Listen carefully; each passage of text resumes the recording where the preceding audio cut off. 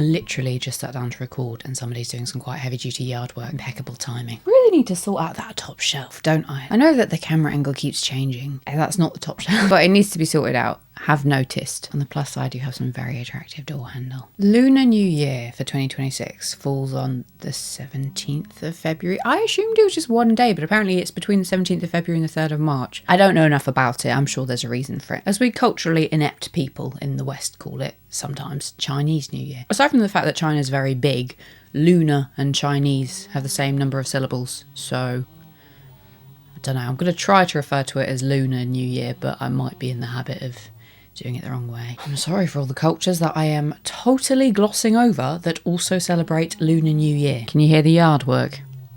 Literally just said that it wasn't all about China, but because China's the biggest in the area that celebrates as far as I'm aware, we're going to try to learn some basic Mandarin phrases to celebrate the Spring Festival. Try, I hear you cry. Well, it's because Mandarin is a tonal language and that is quite hard for us in the West to get our heads around. I have some really great friends in Melbourne and they try to explain this to me a few times because there's a lot of different Chinese languages. Mandarin, it's not necessarily even the biggest one. It's got 5 tones to it, but it's the one that the government's been pushing as kind of the main language that everybody speaks. But that doesn't mean that everybody does speak it. So apparently you can go to different regions of China as a Chinese person and just have to get by on gestures and so on. And no, they're not getting by on English because, I mean, if you're not going to get by on Mandarin, which is the official one that's taught, then it's not really going to work. Apparently it's also an intergenerational thing, and I'm not explaining this very well because this is secondhand information that is kind of old. If you're interested, I'll try to get one of my mates on the channel to explain it better than me because they are actually experiencing it. This is another slight aside, but hey, what do you expect? I had a few really interesting conversations about whether Mandarin was actually worth learning. I was like, surely it is a language that enough people speak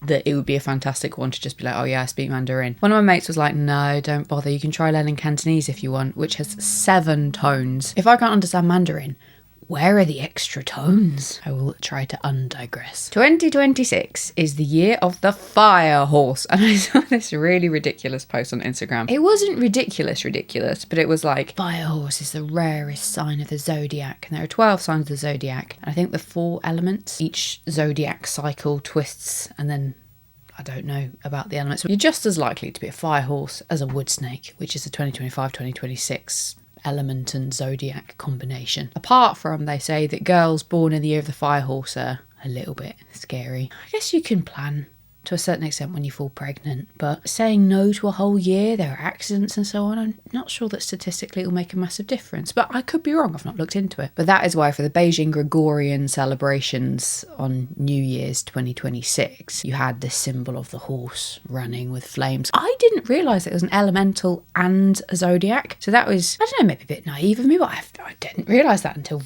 as of like the last few weeks recently. Shall we get into it? To keep things simple, we're going to follow the basic phrases that we learnt for Vlogmas Arabic. You're welcome. I already know I'm really not good with the tones, so I'm sorry in advance. It sounds very, very strained when I do it.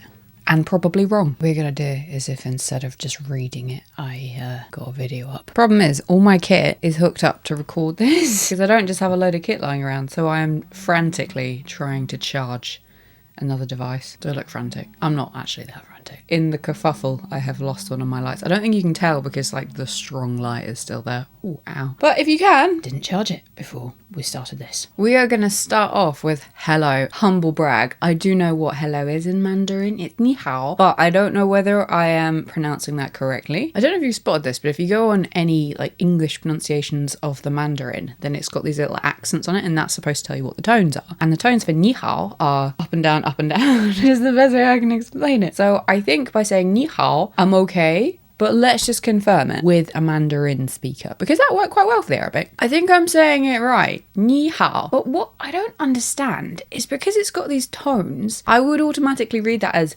ni hao. How? Do you see what I mean? I find it quite hard, which is why it's really good to do it because it stretches your brain and all that sort of stuff. I'm not sure where the line is. That's the difficult part because you don't want to be over-pronouncing it. It's a bit like when you do training versus reality. There's a little bit of grey area that they go, these are the rules. And in reality, you go, well, nobody acts like that. But you can't really explain how people act because it's situational and anyway. So that's our hello. Ni hao. This channel is fantastic. she's got the meaning of the characters. I'm not going to repeat what she said, but I'll link it in the description. But just to give you a bit of a taste, ni means you and hao means good. So you're good. That's so cool. I feel like that's a really good way of remembering it. But the thing is, I don't really have a bridge because I already know ni hao means hello. It's not lazy, but it is completely capitalizing upon the fact that the languages that we've been looking at recently, Arabic and Mandarin, there are a lot of speakers. That means that there's quite a lot of resources on the internet, and they can be really good resources. So having said that, I'm scrolling through some of the thumbnails of the videos that are suggested, and it's like, don't use ni hao ma, which means like, how are you? Anyway, we're getting too far into this for the basics. I'll let you go down your own rabbit holes. Next up, please, is qing. Now, I don't know please automatically, but the automatic bridge that I can hear is qing, as in like, I will pay you money. Can you do the thing that I want you to do? Because it sounds like a cash register. You wanted honesty. Also, there's a few different ways of saying please, so we're gonna gloss over that one. Thank you is shit shit. And I actually know that one. I feel like I know more Mandarin than I think I do, which is fantastic. Let's just check the pronunciation before I get ahead of myself. I think I am saying shit shit, right? And it's the tone down, so shit shit. Just realised that's probably the opposite way for you. So shit shit. That's hard to do backwards. We're getting onto an interesting cultural difference. So there isn't necessarily a yes and no that you can learn in Mandarin. There's correct and not correct, but it doesn't work in all scenarios. So we'll learn the correct and not correct. It's not as natural as the proper way of saying it, which is to repeat the verb for an affirmative and then not repeat the verb for the negative. Obviously you have to know what the verb is, so you have to know enough Mandarin for that, which we're not learning because this is supposed to be like top level. What I'm struggling with a little bit is that the yes and no that isn't the right yes and no are actually quite nice to do, because yes is shit, like shit. Kind of don't want to spell that out like that. That's the, you know, what a lot of people are giving as no is boo, like boo. Both of those are down tones, so shit and boo. But again, that's not the right way of doing it. So if you know enough to be able to pick out the verb from the sentence, then it's better to do it the proper way. But you'll also kind of get your message across. So there's the balance. We're on to pronouns, which is really interesting. Apparently, spoken Chinese doesn't have a difference in the pronouns. So he, she, they, all the same. Written Mandarin does, and that is because in the 1920s, influenced by Western culture, because a load of Western languages have got gendered pronouns, it started to change a little bit. When you see it written down, there is a distinction between male and female. I is wo, and it's got the down and up again. You informal is ni, with the falling rising pronunciation again. I haven't seen that many videos with the formal pronunciation of you, which is nin, with the rising apparently. So put a pin in that, but that is what I think it is. And we're going to be lazy and move on from there. Next, we're going to count to 10 with 0, as is now tradition. 0 is not something that's that common in Mandarin from the very brief Google. It's a lot easier to find a 1 to 10. Again, it's that concept of nothing, which is a bit weird when practically you're going, okay, well, I've got 5 of those. The pronunciation guide that I've got for this one has overemphasized this, I think, because she's going ling. It's a rising, which for you is that way. And she said it's like the sound of a phone, which makes sense because we've got ling and then we've got qing for please. I've already forgotten the tone for that. That's really bad. The problem is I don't know enough Mandarin to understand that one tone means one word and another tone means another word. It's really hard to get into a brain that's not trained for it. But that's the whole point of what we're doing. We're training our brains to think about that. I might have to call it the cup. It's the cup pronunciation, falling then rising, qing. Thing is, when you hear it on the video, it just sounds like qing, qing, qing. Maybe I can hear it. It's tricky. All this thinking. Anyway, that's 0. Ling. If we're going with this video suggestion of a bridge, then ling. Don't touch the phone, just leave it. We want 0 screen time. Onto the hopefully easier bit. Yi is 1 and it's a flat tone. I'm not sure that I've got an easy bridge for that. Yi, I've picked one up maybe. Yi, yanking it. Ah is 2. And I'm so glad we're following a video because I would have gone because I just read that as er, but it's ah. I'm doing it the wrong way around. It's a falling tone. I reckon if yi is like we're pulling 1, then ah is us going we need to go back and get another one. 3 is san, which is very interesting because I think that's the same in Japanese. Ichi ni san. Yeah, it is. Okay. It's a flat tone, by the way, though again I can't really hear it. Quick pin before we do number 4. So there's some lucky numbers and unlucky numbers, and 4 sounds like the word for death. So that's why you kind of want to avoid saying it too much around New Year. 4 is s, falling tone. Don't rely on my fingers for this, by the way, because I'm probably doing it one way around, then the other way around, because I keep forgetting that you see it mirror image to me, which is why we link the source references. I don't want to dwell on this one too much, but it sounds a little bit like, you know, you want to avoid the subject. 5 is wu, which is cup again, but it doesn't sound like it. Like, wu, I don't know, wu, Woo. Maybe it does. And I think what we can use as a bridge for that is woo. Whoa. And you putting your hand out to be like, wait, stop. And that's 5.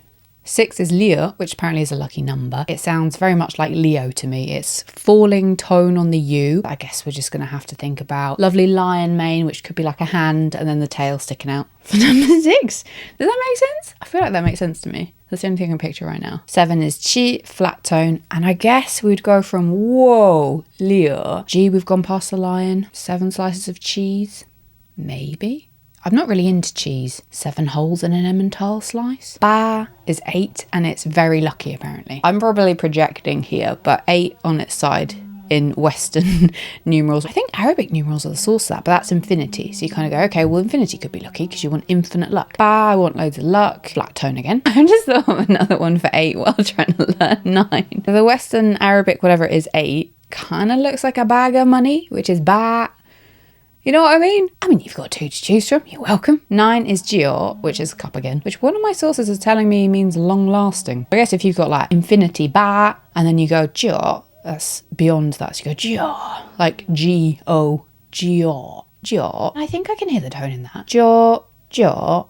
I think so. I'm going to basically be like, I have no idea in about 5 minutes. If that. Then 10 is shi, rising tone. The actual Mandarin for shi is easier to see because it's like a cross. So you just go, okay, cool, 10, easy. But shi, shoe, because you've got 10 toes, hopefully.